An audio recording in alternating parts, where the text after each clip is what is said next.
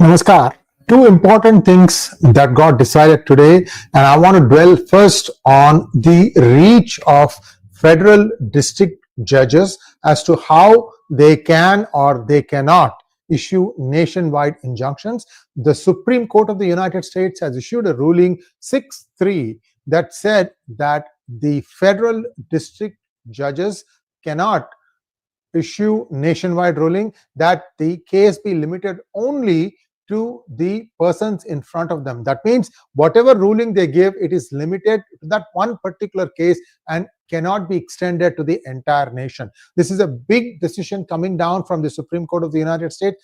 What does it affect and where does it affect most? I'm going to come to that in just one moment. Here is a small excerpt from the press conference that was held in the White House today, and we have the Attorney General Pam Bondi explaining what this means, and then I'm going to talk to you about the Citizenship Amendment, Citizenship Birthright, I should say Birthright Citizenship.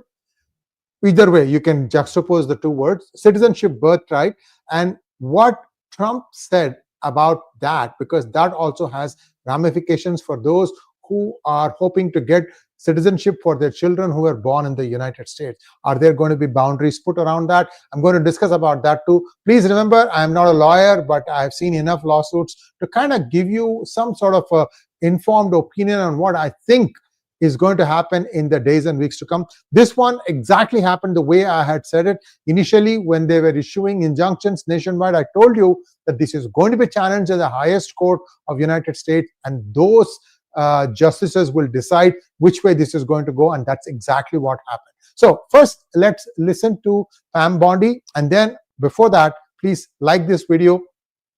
Those of you who are looking at all these immigration issues, please share this thing among your friends and relatives, because what is said here in just 1 minute is a long it's going to have long time ramifications. Here we go.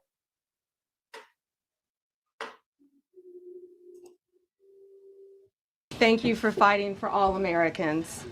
Americans are finally getting what they voted for. No longer will we have rogue judges striking down President Trump's policies across the entire nation. No longer. Today, in the 6-3 opinion, Justice Barrett correctly holds that the district court lacks authority to enter nationwide or universal injunctions. These lawless injunctions gave relief to everyone in the world instead of the parties before the court. As the Supreme Court held today, they turned district courts into the imperial judiciary. Active liberal judges have used these injunctions to block virtually all of President Trump's policies.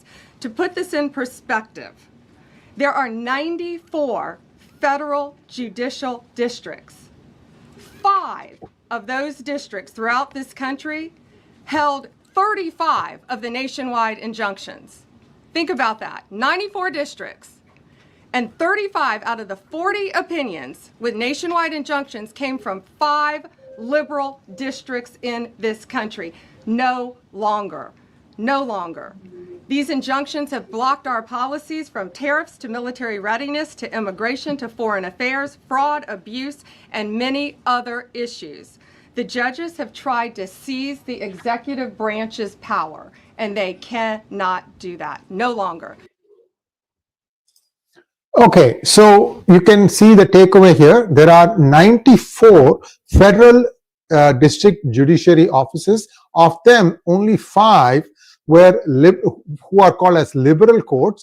They have issued 35 of the 40 nationwide injunctions that were issued in the last few years. And this is believed to have been attempted by 5 presidents, and now finally this matter has been laid to rest. Now, what does it imply for day-to-day situations? First of all, before this part, President Trump introduced Pam Bondi, and in that he mentioned that the birthright citizenship or citizenship birthright, people go both ways. I mean, I would rather say that it's citizenship birthright makes sense to me, because citizenship for what? It's a birthright. Anyway, this is just my interpretation. It can go either way.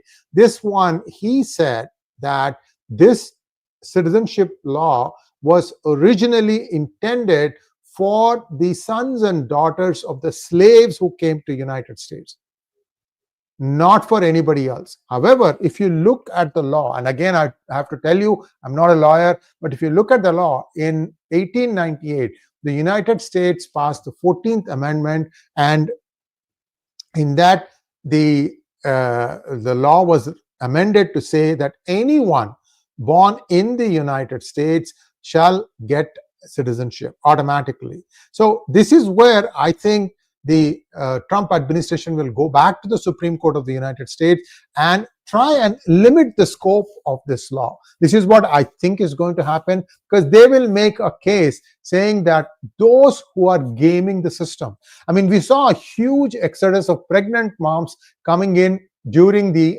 early 90s, because in 1997, Hong Kong was going to be transferred from United Kingdom to China, and many people wanted to have their children to be US citizens for that. And that was going on. I think after some time, the United States government put a stop to that, but I think that was gamed once. And now you have, under the Biden administration, 11 million to 20 million illegals.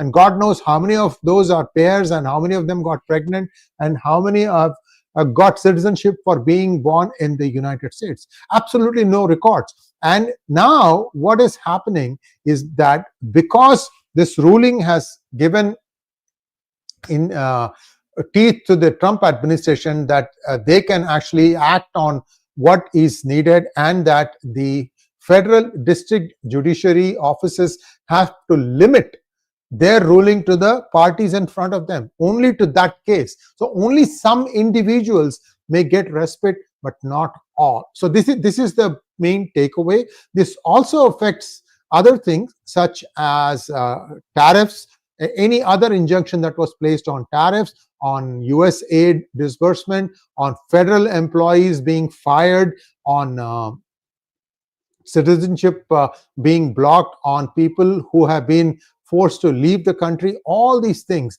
are going to be affected. However, I must say that Attorney General Pam Bondi also mentioned, as part of this press conference, I've given the link to the complete press conference in the reference section. You can go through that to understand all the different nuances. Certainly, what she said was that TDA, Tren de Aragua, a violent criminal gang that is basically supplanted much of its force into the United States. They are being deported in a hurry. She said that just today, 2,711 TDA members are being deported. They are all going to go to that jail in Ecuador. You know that, right? So this basically means that, again, Trump administration, whose many moves were stuck in logjam, all those things are going to be freed up, and things will start moving again. This is as far as the injunctions are concerned. I think those breaks are coming off, and you will see a lot of activity. You'll see a flurry of activity, as a matter of fact.